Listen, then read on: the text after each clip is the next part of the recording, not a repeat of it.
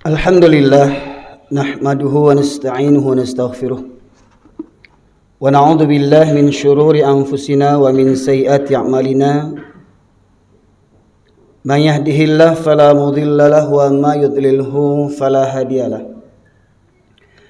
Asyhadu an la ilaha illallah wahdahu la syarika lah wa asyhadu anna Muhammadan abduhu wa rasuluhu alladzi la nabiyya ba'da.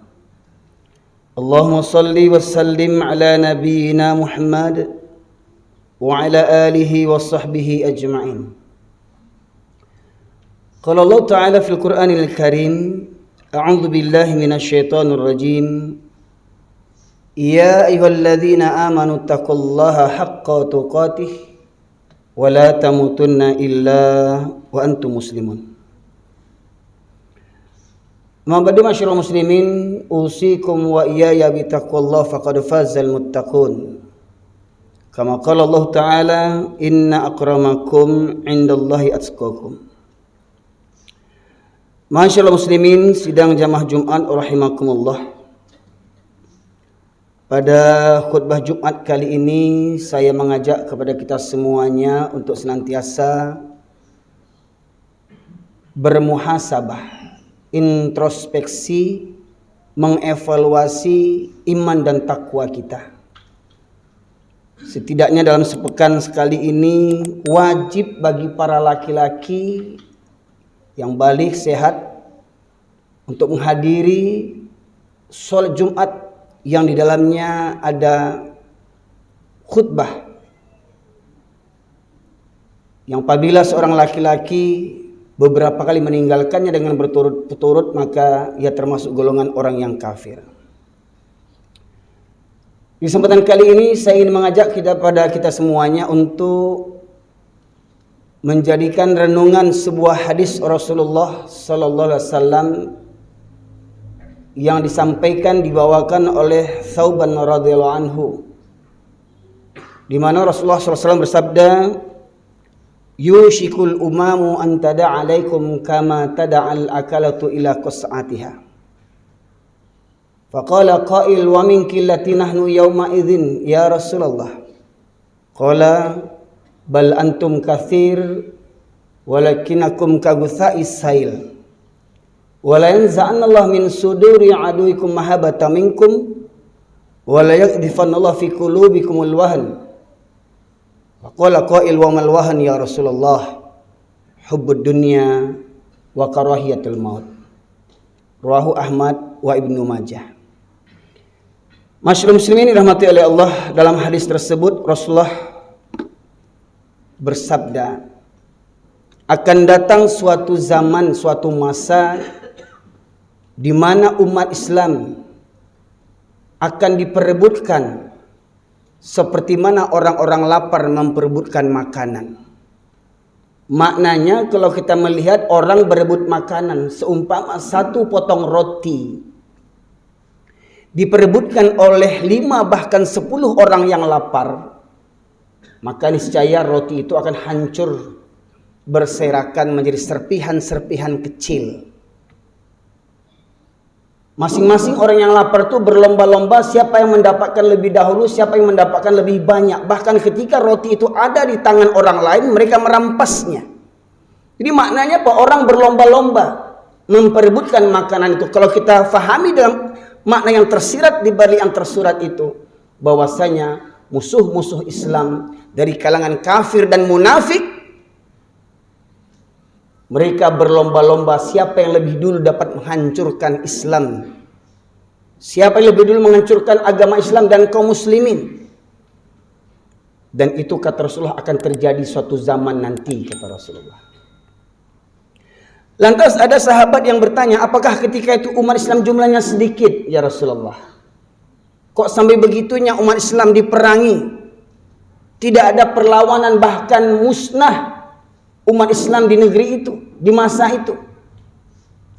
Maka Rasulullah menegaskan, bahkan di zaman itu, ketika itu umat Islam dalam kondisi mayoritas di negeri itu, umat Islam jumlahnya terbanyak, terbesar di negeri itu. Tapi banyaknya umat Islam di negeri itu seperti buih bentuknya banyak, bentuknya besar, tapi tak punya kekuatan. Jumlahnya banyak, kuantitasnya banyak, tapi tak berkualitas, tak bermutu. Jumlahnya banyak, tapi penakut. Bahkan mereka dikuasai oleh segelintir orang-orang kafir. Padahal di negeri itu boleh jadi penguasanya beragama Islam. Apakah dia raja, apakah dia perdana menteri, apakah dia presiden. Pejabat-pejabat kerajaannya, menteri-menterinya beragama Islam mayoritas. Aparat-aparatnya, tentara-tentaranya mayoritas beragama Islam. Rakyatnya demikian pula mayoritas beragama Islam. Tetapi banyaknya mereka tak berguna untuk membela agama Islam. Masyaallah muslimin. Kita lihat sejarah Andalusia yang dikuasai oleh Islam selama 800 tahun. Berjaya Islam di Andalusia, bahkan maju. Di Andalusia lah pertama sekali didirikan universitas perguruan tinggi di dunia. Sebelum ada orang-orang Eropa yang masih dalam keadaan primitif. Orang Islam yang pertama membuat perguruan tinggi, masyaallah muslimin, di Andalusia. Selama 800 tahun Islam berjaya di Andalusia, namun akhirnya Islam di Andalusia musnah, habis, dan negeri Andalusia dipecah belah, dibagi-bagi hingga menjadi negara Spanyol hari ini namanya. Dan kalau kita berbicara negara Spanyol, orang cuma tahu sepak bolanya saja. Dan negara Spanyol hari ini mayoritas dikuasai oleh orang-orang kafir Nasrani, masyaallah muslimin. Itu pelajaran bagi kita. Dan 1400 tahun yang lalu Rasulullah sudah mengingatkan kepada kita akan terjadi masa itu. Ya. Di mana masa itu penduduk negeri itu mayoritas berpenduduk agamanya Islam mayoritasnya. Tetapi banyaknya mereka seperti buih di atas air. Dan Rasulullah katakan dalam hadis berikutnya, dan Allah cabut dari dada-dada para musuh-musuh Islam rasa takut kepada kalian. Jadi musuh-musuh Islam itu orang-orang kafir, Yahudi, Nasrani, orang-orang munafik itu tidak ada takutnya kepada umat Islam. Karena apa? Allah mencabut rasa takut mereka. Jadi bukan karena mereka hebat, bukan karena mereka memiliki persenjataan yang lengkap, yang canggih.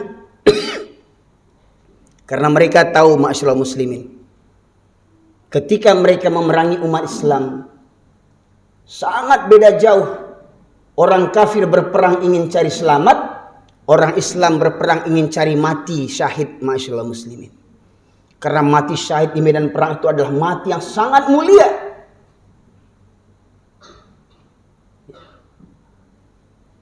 Kemudian mereka meyakini bahwasanya ketika mereka memerangi umat Islam, maka Allah tidak akan tinggal diam. Bahkan banyak ayat menyebutkan Allah akan mengirimkan bala tentara berupa malaikat.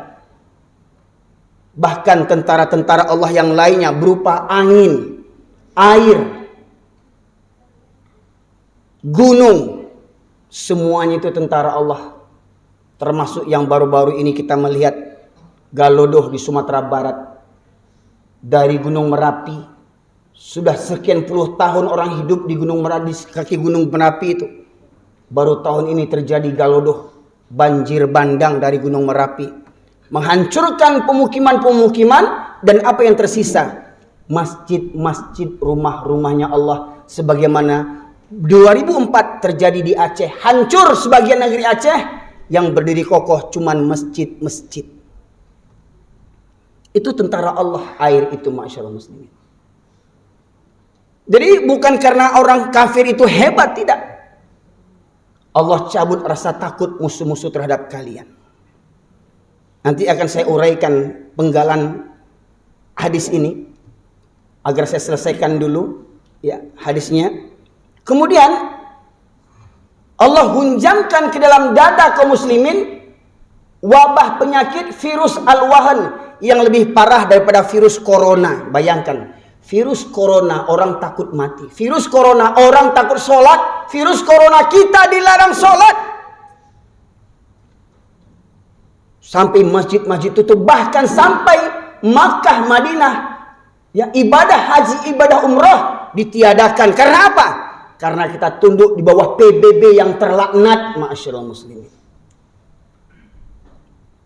Dan lihat, saudara kita di Palestina berpuluh tahun dibantai, dizolimi, anak-anak kecil hancur kepalanya.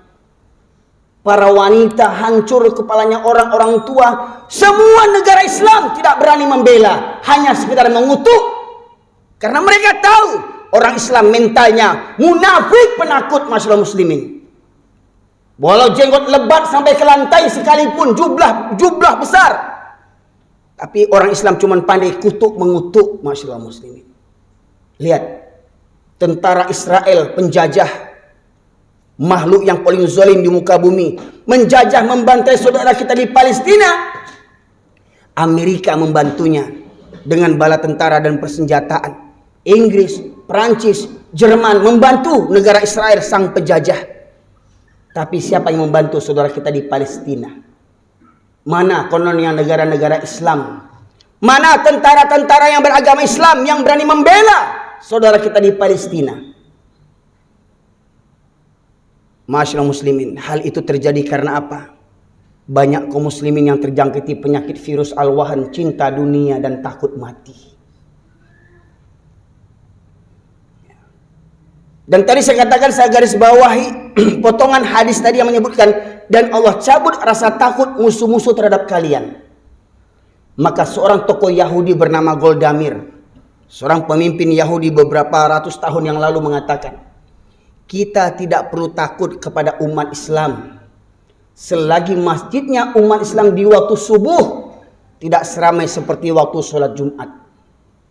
Pertanyaannya, di negeri yang mayoritas Islam terbesar di dunia ini, masjid mana yang setiap subuh jamaahnya ramai seperti sholat Jumat? Termasuk masjid kita ini. Sekarang saya melihat khutbah Jumat, paling tidak ya sampai tiang depan ini. Ya, walaupun banyak yang di belakang, karena nanti kalau kita sholat kan merapat semua softnya. Pertanyaannya, kapan kita subuh seramai ini? Apakah mustahil hal itu terjadi? Tidak. Kenapa orang kafir menilai kita dari mengukur kekuatan kita dari sholat subuh? Karena mereka juga sebenarnya beriman, tapi mereka sombong. Apa yang mereka imani? Dua sholat yang berat bagi orang munafik adalah sholat Isya dan sholat subuh berjamaah. Jadi kalau ada yang hadir hari ini sholat Jumat, tapi subuh sering tak datang, orang munafik. Ada yang orang Islam cuma seminggu sekali ke masjidnya. Kalau hari Jumat nak ke masjid. Bahkan ada orang Islam 7 keturunan, sholat cuma seminggu sekali, hari Jumat saja. Maka benar kata Buya Hamka, kalau ingin melihat orang Islam, lihat waktu sholat hari raya dan sholat Jumat. Karena di sholat Jumat itu laki-laki akan keluar, penjudi keluar, yang suka main chip keluar, yang koruptor keluar, yang pemakan riba keluar, yang zalim keluar, yang pendusta, yang segala kemaksiatan akan keluar hari Jumat ini. Itulah orang Islam. Karena apa? Orang Islam belum tentu beriman. Orang beriman sudah pasti Islam. Dan orang yang beriman tidak akan pernah meninggalkan sholat 5 waktu walaupun mereka merangkak. Masyaallah muslimin. Karena Rasulullah menegaskan dua sholat yang berat bagi orang munafik itu sholat Isya dan subuh berjamaah. Kalaulah mereka mengetahui keutamaan dua sholat ini, niscaya mereka akan mendatanginya walaupun dengan merangkak. Mohon maaf, bapak pergi ke sawah, ke ladang, ke kantor untuk mengejar harta dunia. Pertanyaannya, sudah sampai di mana kekayaan kita hari ini? Sanggup pergi kerja ke Pekanbaru, sanggup pergi kerja ke Sumatera Barat, sanggup pergi kerja ke laut, sanggup pergi kerja ke gunung, sanggup pergi hutan. Malam jadi siang, siang jadi malam. Hujan lebat ditempuh, panas terik ditempuh. Sanggup untuk mengejar dunia. tapi tak sanggup untuk mengejar akhirat, hanya sekedar untuk datang ke masjid 5 waktu, terutama subuh. Banyak orang yang mengaku-ngaku beriman, mengaku-ngaku beragama Islam, tapi pada hakikatnya lebih banyak orang munafik dibandingkan orang-orang yang beriman. Kalau beriman kita yang hadir semua ini, saya yakin subuh tadi pasti ke masjid semuanya. Pertanyaannya, kalau sesekali ketinggalan, mungkin karena capek, karena ketiduran, bisa dimaklumi. Ini hampir dalam seminggu, nyaris cuman sekali ke masjid waktu subuh. Menunjukkan orang itu nyata munafiknya, kata Rasulullah. Lagaknya ketika baca Quran, inna sholati wa nusuki wa mahyaya wa mamati lillahi rabbil alamin. Sesungguhnya solatku, ibadahku, hidup dan matiku hanya untuk Allah. Bangun subuh, berangkat ke masjid, berat bagi dirinya. Itulah tanda-tanda orang munafik. Maka lihat diri kita. Benarkah kita orang beriman? Atau masihkah sampai detik ini kita menjadi orang munafik yang sering mengabaikan solat isya dan subuh berjamaah? Maka masyarakat muslimin, ketahuilah bahwa sesungguhnya orang kafir tidak pernah berhenti memerangi kita sampai kita murtad. Allah berfirman dalam surat Al-Baqarah 217, A'udzubillahi minasyaitonirrajim, wa la yazaluna yuqatilunakum hatta yarudukum an dinikum in istata'u. Mereka tidak pernah berhenti memerangi kamu sampai kamu murtad dari agamamu, seandainya mereka sanggup melakukan itu. Mohon maaf, Pak. Siapa bilang kita sudah merdeka daripada penjajahan Belanda? Kalau orang Belanda yang menjajah, bisa kita maklumi, bangsa kita berbeda, kulit kita berbeda, bahasa kita berbeda. Hari ini penjajah Belanda sudah angkat kaki dari negeri kita, tetapi penjajah yang kulitnya sama dengan kita, bahasanya sama dengan kita, sukunya sama dengan kita, lebih parah, lebih zolim dibandingkan orang Belanda. Bahkan KTP-nya pun sama dengan kita, KTP-nya Islam. Tapi mereka benci kepada Islam. Terasa enggak masyaallah muslimin? Yang merasa ini hanya orang yang punya hati nurani, masyaallah muslimin. Ya. Jadi orang Yahudi, orang kafir takkan sanggup memerangi kita dengan senjata. Walau hari ini, sampai detik ini, saudara kita di Palestina bahkan kemarin dibantai di Rafah, di kamp pengungsian. Tetapi sungguh, kaum dan negeri yang terkuat di dunia hari inilah sesungguhnya orang-orang Palestina. Yang berjuang mati-matian tanpa pembelaan negara-negara Islam munafik di dunia ini, masyaallah muslimin.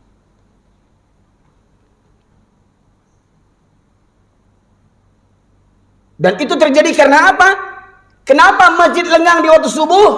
Karena masih banyak laki-laki Islam lebih cinta dunia dan takut mati. Nonton bola, sanggup tengah malam nonton bola.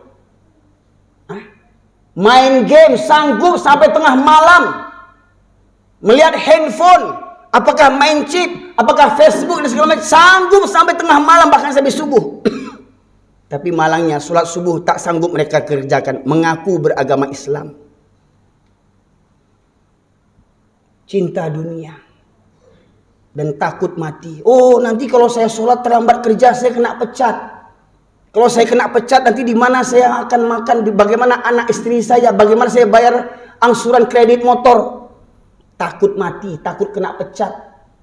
Sudah tahu perintah atasan zolim, perintah atasan zolim. Buat laporan fiktif, pokoknya atur saja. Karena kita takut dengan atasan, takut kena pecat, atau ingin supaya naik pangkat, dikerjakanlah perintah atasan yang zolim. Hingga kita tidak ada rasa takut kepada Allah Subhanahu wa Ta'ala. Lebih takut kepada komandan, lebih takut kepada atasan dibandingkan takut kepada Allah Subhanahu wa Ta'ala. Sidang jamaah Jumat rahimakumullah, begitulah kondisi umat Islam di akhir zaman. Pertanyaannya, hadis ini bukan menceritakan hanya satu negeri saja. Sekarang mari berpikir kita. Kata orang Minang punya falsafah, alam tak kambang jadi guru. Apa yang terjadi di negeri kita ini, adakah kita mengambil pelajaran? di negeri kita hari ini yang kononnya mengaku beragama Islam, kebanyakan mayoritas beragama Islam. Pertanyaannya, apakah benar orang Islam di negeri ini mulia?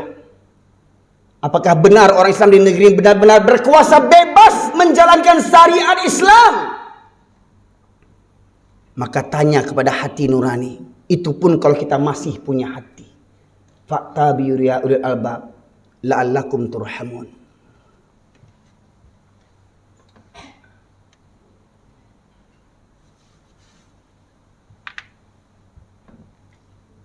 Alhamdulillah, nahmaduhu wa nasta'inuhu wa nastaghfiruh wa na'udzu billahi min syururi anfusina wa min sayyiati a'malina.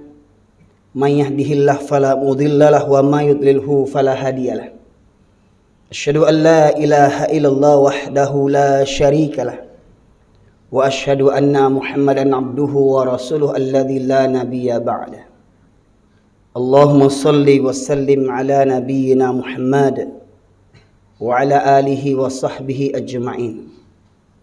Qala Allah Ta'ala fil Qur'anil Karim, a'udzu billahi minasy syaithanir rajim. Fa khalafa min ba'dihim khalfun adaa'us shalah wattaba'u hawah fasawfa yalquna ghayya. Akan datang suatu zaman nanti, kata Allah, ini Allah pula yang berfirman, akan datang generasi yang buruk, yaitu generasi yang menyia-nyiakan salat, yang memperturutkan hawa nafsunya, maka niscaya mereka akan tergolong orang-orang yang sesat. Maka lihat generasi muda kita hari ini. Siapa yang mengisi masjid di waktu subuh? Hanya para pensiun, orang-orang tua yang tak berdaya ke masjid di waktu subuh. Ketika mereka masih sehat-sehatnya, ketika mereka masih punya kuasa, tak tanggung sombongnya, bangga dengan pangkat jabatan dan kekayaannya, ke masjid sudah tua baru ke masjid. Tak terpakai di kantornya, tak berguna jabatannya, baru ke masjid. Kebanyakan begitu. Lah banyak penyakit, kena stroke, baru ingat Allah. Dulu tak tanggung sombongnya. Oh, nggak sempat, rapat, udah keluar negeri, keluar kota. Dan paling tidak masih mending di usia tua mereka masih Allah bukakan pintu hati. Semoga Allah ampunkan dosa-dosa mereka dan kita semuanya. Masalahnya hari ini, bukankah orang tua hari ini dulu juga jadi pemuda? Dan ingat, pemuda hari ini kelak nanti akan menjadi orang tua. Pemuda hari ini kelak akan menjadi calon suami orang, akan menjadi calon ayah orang. Kemudian bagaimana seorang ayah, seorang calon suami akan membina keluar rumah tangganya? Coba masyaallah muslimin rahmati Allah, sungguh parah negeri kita ini. Meninggalkan sholat, mengerjakan dosa besar, yaitu meninggalkan sholat ketika pesta pernikahan sudah menjadi hal yang lumrah bagi orang Islam hari ini. Seakan-akan diharap maklum. Orang pesta bagaimana mau sholat? Dengan gincunya, dengan hiasannya, dengan make upnya, dengan tamunya. Gimana mau sholat? Bagaimana mungkin ada alasan orang berpesta harus tinggal sholatnya? Sementara kita meyakini bahwasanya kita mendapatkan ilmu, orang yang sakit saja tetap wajib sholat. Tak bisa berwudu boleh tayamum, tak sanggup berdiri boleh duduk, tak sanggup duduk boleh berbaring.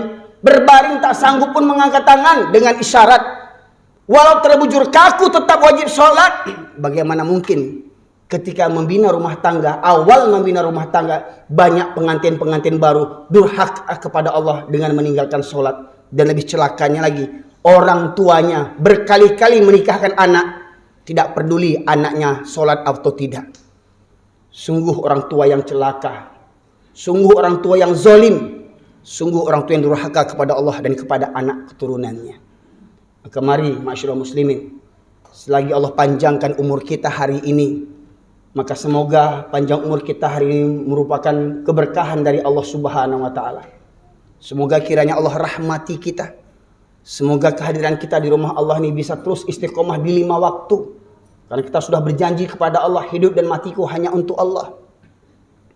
Dan semoga kita berharap dosa-dosa kita yang telah berlalu diampunkan Allah Subhanahu wa taala. Dan semoga kiranya anak keturunan kita, Allah nugerahkan anak keturunan yang soleh dan solehah. Tentu semuanya itu harus dengan usaha. Tidak akan datang dengan secara tiba-tiba. Maka marilah kita senantiasa berupaya sebelum terlambat. Selagi masih ada nyawa dalam badan kita, Masih banyak peluang untuk kita bertaubat. Tetapi kalau sudah kematian tiba, maka tinggallah penyesalan-penyesalan di alam kubur. Kita minta hidup kembali ke dunia untuk beramal ibadah kepada Allah Subhanahu wa taala. Maka mari kepada warga desa Pulau Jambu ini, khususnya pengurus jamaah masjid di tempat kita khutbah hari ini, mari kita berjihad melawan musuh-musuh Islam. Untuk hari ini kita belum bisa mengangkat senjata. Untuk hari ini kita belum bisa berangkat ke medan perang. Apa yang kita persiapkan? Mari ramaikan masjid kita di waktu subuh. Ciptakan calon-calon pejuang agama Allah, calon-calon mujahid. Dididik dengan cara apa? Menghadirkan sholat subuh setiap kita berada di rumah kita, di pemukiman, di kampung kita nih. Maka mari pengurus, jamaah, perangkat desa, perangkat nagari, perangkat adat, kalau memang kita orang Islam, mari bersama kita berjibaku, berfikir, berusaha, membuat kiat-kiat bagaimana agar jamaah solat kita di waktu subuh bisa seramai seperti waktu solat Jumat. Maka belajarlah ke masjid-masjid yang lain seperti Masjid Jogokarian di Yogyakarta, Masjid Kapal Munzalan di Pontianak, Masjid Al-Falah di Sragen, di mana setiap subuh jamaah mereka ribuan jumlahnya, masyaallah muslim. Semoga itu bisa kita ciptakan, bisa kita upayakan dengan semaksimal mungkin. Innallaha malaikatahu yusholluna 'alan nabi. Ya ayyuhalladzina amanu shallu wasallimu taslima. Allahumma fil muslimin wal muslimat wal mu'minina wal mu'minat al ahya'i minhum wal amwat innaka qadiyal hajat.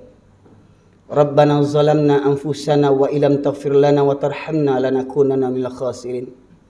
Rabbana la tuzigh qulubana ba'da idh hadaitana wa hab lana min ladunka rahmah innaka antal wahhab. Allahumma arinal haqqa haqqan warzuqna ittiba'ah wa arinal batila batila warzuqna ijtinabah. Rabbana ighfir lana wa liwalidayna warhamhuma kama rabbayana shaghira. Rabbana hab lana min azwajina wa dhurriyyatina qurrata a'yun waj'alna lil muttaqina imama. Rabbana la tu'akhidhna in nasina aw akhtana. Rabbana wa la tahmil 'alaina isran kama hamaltahu 'alal ladzina min qablina. Rabbana wa la tuhammilna ma la taqata lana bih wa'fu 'anna waghfir lana warhamna anta maulana fansurna 'alal qaumil kafirin. Allahumma ansuril muslimin wal mujahidin fi Filistin. Allahumma ansuril muslimin wal mujahidin fi Filistin. Allahumma ansuril muslimin wal mujahidin fi Filistin ya Allah ya arhamar rahimin. Allahumma ansuril muslimin wal mujahidin fi Indonesia. Allahumma ansuril muslimin wal mujahidin fi Rohingya. Allahumma ansuril muslimin wal mujahidin fi Filipina Mindanao ya Allah. Allahumma ansuril muslimin wal mujahidin fi Suriah. Allahumma ansuril muslimin wal mujahidin fi Kashmir. Allahumma ansuril muslimin wal mujahidin fi Uyghur. Allahumma ansuril muslimin wal mujahidin fi kulli makan fi kulli zaman ya Allah ya arhamar rahimin. Rabbana atina fid dunya hasanah wa fil akhirati hasanah wa qina adzabannar. Subhana rabbika rabbil izzati amma yasifun. Wassalamun alal mursalin. Walhamdulillahi rabbil alamin. Aqimus shalah.